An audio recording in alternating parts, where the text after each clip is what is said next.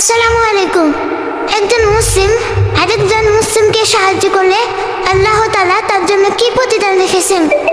আমরা কি জানি কাউকে এক গ্লাস পানি দেওয়া, কষ্টে থাকা মানুষকে সাহায্য করা, একজন মুসলিমের দুঃখ দূর করা, এগুলো শুধু ভালো কাজ নয়, এগুলোর বিনিময়ে আল্লাহ এমন পুরস্কার রেখেছেন যা কিয়ামতের দিন আপনার সবচেয়ে বেশি প্রয়োজন হবে।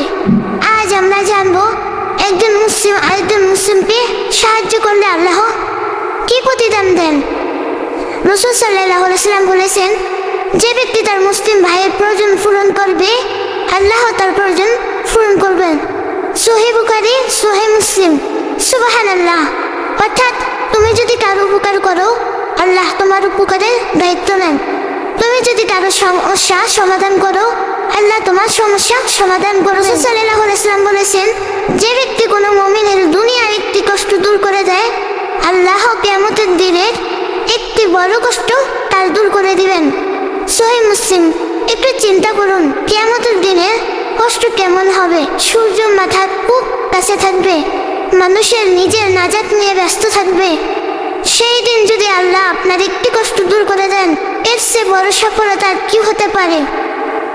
ধরুন একজন মানুষ হাসপাতালে টাকার অভাবে চিকিৎসা করতে পারছে না, সামান্য সাহায্য করলেন। হয়তো আপনার কাছে তা ছোট ছিল, কিন্তু আল্লাহর কাছে তা অনেক বড়। অথবা একজন ছাত্র বই কিনতে পারছে না, আপনি তাকে সাহায্য করলেন। একজন বৃদ্ধ রাস্তা পার হতে পারছেন না, আপনি তার হাত ধরলেন। একজন মানুষ মানসিক কষ্টে আছে, আপনি তাকে একটু সময় দিলেন। মনে রাখবেন, আল্লাহ শুধু টাকার সাহায্য দেখেন না, আল্লাহ আপনার নিয়ত এবং আন্তরিকতা দেখেন। আরেকটি মহান হাদিস, রাসূল সাল্লাল্লাহু আলাইহি ওয়াসাল্লাম বলেছেন, আল্লাহ বান্দার সাহায্য থাকেন যতক্ষণ বান্দা তার ভাইয়ের সাহায্যে থাকে। সহিহ মুসলিম। কি অসাধারণ কথা প্রিয় ভাই বোনেরা। আপনি যখন মানুষের পাশে দাঁড়ান তখন আল্লাহ আপনার পাশে থাকেন।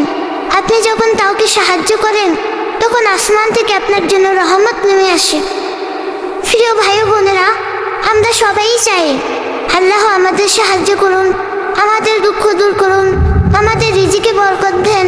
তাহলে আজ থেকে চেষ্টা করি কাউকে কষ্ট না দিয়ে যতটুকু পারি মানুষের উপকার করি, কারণ মানুষের জন্য করা প্রতিটি ভালো কাজ আল্লাহর কাছে সমর্পিত থাকে।